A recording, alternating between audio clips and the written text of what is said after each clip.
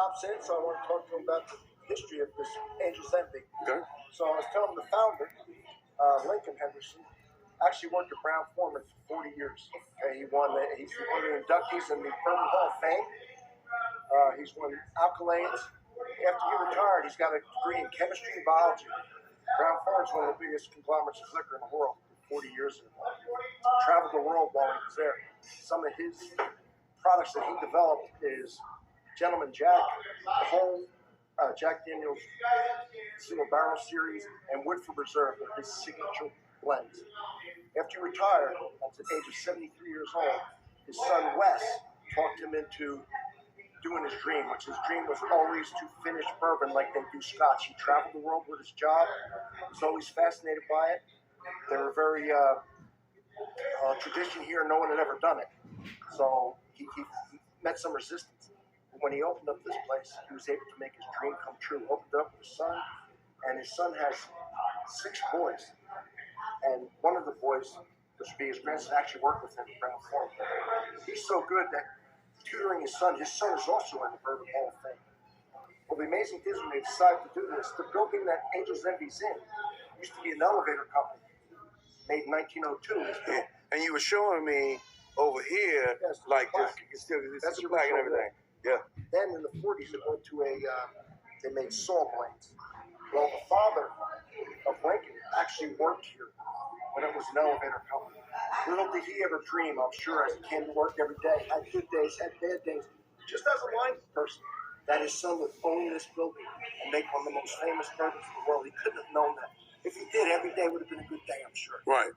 So he finally got to do his dream, finishing his bourbon in port barrels. It's aged 4 to 6 years when they decide it's ready, and then 4 to 6 months in the port barrels, and it's ruby port. So you get the fresh fruit flavors from the fruit of that port barrel mixed with the beautiful bourbon. Because there's actually 2 different ports. Well, there's 20 port. Yeah. So there's different kinds of port. You can have. I've had port up to 40 years old. Right.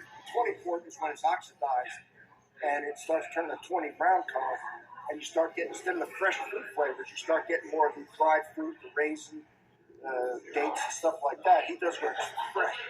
Now with his rye, he does they do it in Caribbean rum barrels that have held rum for 20 years, and before they held the rum, they actually held cognac.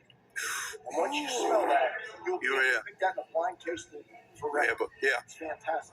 This place actually has a chocolatier down the road on Center Street called Art Eatables that they got together with and made special chocolates just to pair with the rye bourbon. Which you get the tastings here. We sell them here. We sell them at the chocolatier on 7th and Main. Okay. We picked this not only because his dad worked here. This is also Whiskey Row, which before Prohibition had like 200 distilleries here. Yeah. And they were the first one to come back and revitalize this. Yeah. So that's pretty much the story. They've had 3 cellar collections since they started. We're getting toward the end of the 3rd one, which is matured in Madeira barrels, which is a kind of like a port wine, but it's made out of Madeira, about 200-300 miles off the coast of Africa, off the coast of Morocco, and that's the only place in the world where that's made. It has a special flavor to it. Yeah.